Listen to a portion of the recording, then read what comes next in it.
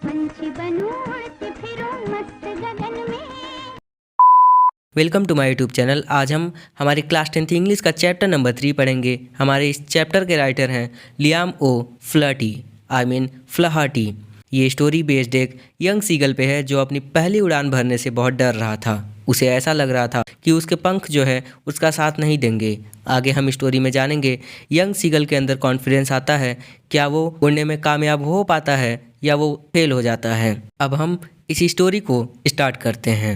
Young seagull अपनी लेज पर अकेले बैठा हुआ था। लेज का मतलब होता है यार किसी चट्टान पे छोटा सा कोई पत्थर जो चिपका हुआ होता है, उसी को हम लोग बोलते हैं लेज। उसके दो भाई और बहन पहले ही उड़ के जा चुके थे। यंग सीगल को उनके साथ उड़ने में बहुत डर लग रहा था। वो दौड़ता और फिर अपने पंख फड़फड़ाने के साथ उड़ने की कोशिश करता, पर वो डर जाता। समुंदर चारों तरफ फैला हुआ था।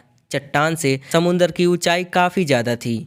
उसे ऐसा फील होता है उसके विंग्स उसका साथ नहीं देंगे, इसीलिए वो डर से अपनी सुराख में चला जाता है। सुराख का मतलब होता है यार छोटा सा होल जो पहाड़ में चिड़िया बनाती हैं जिसमें वो रहती हैं, उसी को हम लोग बोलते हैं सुराख। जहाँ वो रात को सोया वहीं उसके भाई, उससे छोटे जो भाई थे, वो उड़ के जा चुके थे। उसके माता पिता उसे डांटते हैं, वो उसे भूखा रखने की धमकी भी देते हैं जब तक वो उड़ना नहीं सीखेगा। 24 घंटे बीत जाते हैं, उसके पास कोई भी नहीं आता है। एक दिन पहले उसके माता पिता उसके भाई बहन को उड़ना सिखा रहे थे, लहरों पे तैरना और मछली पकड़ने की ट्रेनिंग दे रहे थे। वो अपने बड़े भाई को पहली हेरिंग फिश पकड़ते हुए और खाते हुए देखता है। पूरी सुबह उसकी फैमिली उसके डर को लेकर उसका मजाक बनाती है। सन ऊपर की तरफ बढ़ रहा था। उसकी लेज जिसका मुंह साउथ की ओर था, उस पर बहुत जोर की धूप थी। उसे गर्मी महसूस हो रही थी क्योंकि यार उसने पहली रात से कुछ भी नहीं खाया था। वो धीरे धीरे लेज के किनारे पर बढ़ रहा था। वो अपने एक पैर को अपने पंखों से छुपा लेता है और दूसरे पैर पे खड़ा हो जाता है। वो अपनी आंखों को बंद कर लेता है और ऐसा दिखाता है जैसे उसे नींद आ रही हो। फिर भी कोई उस पर ध्यान नहीं देता है। उसके पिता अपनी वाइट पीठ पर अपने पंखों से साफ कर रहे थे।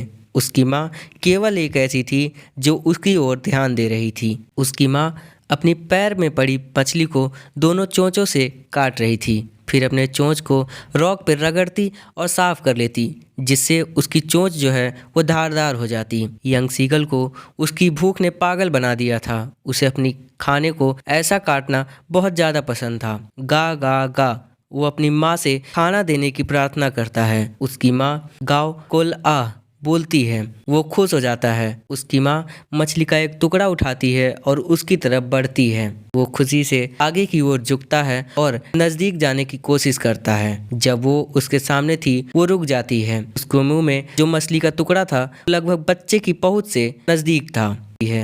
वो रुक जाती है और नजदीक आना बंद कर देती है। सीगल भूख से परेशान था तो उसने मछली की तरफ छलांग मार दी। वो आगे की ओर बढ़ता है और फिर नीचे की ओर गिरने लगता है।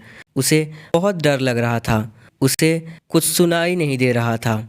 कुछ ही समय के बाद वह उसके बालों से टकराती महसूस हो रही थी। वो सर के बल नहीं गिर रहा था। वो धीरे धीरे नीचे और बाहर की ओर उड़ रहा था। अब उसे डर नहीं लग रहा था। उसका सर चकराने लगता है। वो अपने पंख फड़फड़ाता है और ऊपर की ओर चला जाता है। कोल आह उसकी माँ अपने पंखों को तेज करते हुए गुजरती है। उसने फिर माँ को उत्तर दिया। थोड़ी देर बाद उसके पिता उसके ऊपर से उड़ते हुए गुजरते हैं। वो भूल चुका था कि उसे डर भी लगता है, बल्कि वो उछलकर ऊपर चढ़ता और डुबकी लगाकर पानी के अंदर चला जाता था। वो समुंदर के पास ही था। वो हरा समंदर अपने नीचे देखता है और कैसे छोटे छोटे टीले उस पे तैर रहे हैं। वो अपने चोंच को घुमाता है और खुश होकर काय काय करने लगता है। उसके माता पिता और भाई बहन उसे बुला रहे थे। वो अपने पैर को पानी में रख के खड़ा होने की पूरी कोशिश करता है, पर उसके पैर डूबने लगते हैं। वो पंख फड़फड़ाता है और उड़ने की कोशिश करता है, लेकिन वो थका हुआ था। भूख की वजह से बहुत कमजोर हो चुका था, जिसके कारण वो उड़ नहीं पा रहा था। उसके पैर डूब जाते हैं। जैसे ही उसका पेट पानी को टच करता है, डूबना बंद हो जाता है। वो पानी में तैर रहा था। का परिवार उसकी खूब तारीफ करने लगता है तो उसको मछली के टुकड़े इनाम के रूप में देने लगते हैं। उसने अपनी पहली उड़ान भर ली थी। तो यार इसी के साथ हमारे इस चैप्टर का पहला पार्ट यहाँ पे कंप्लीट होता है। अगला पार्ट हम दूसरे वीडियो में कंप्लीट करेंगे, इसीलिए तुम सबसे मिलते हैं अगले वीडियो में। तब तक के लिए टाटा बाय बाय। मुझे यार उम्मीद है तुम सब अच्छे से पढ़ाई करोगे। मिलते हैं तुम सबसे अगले वीडियो में।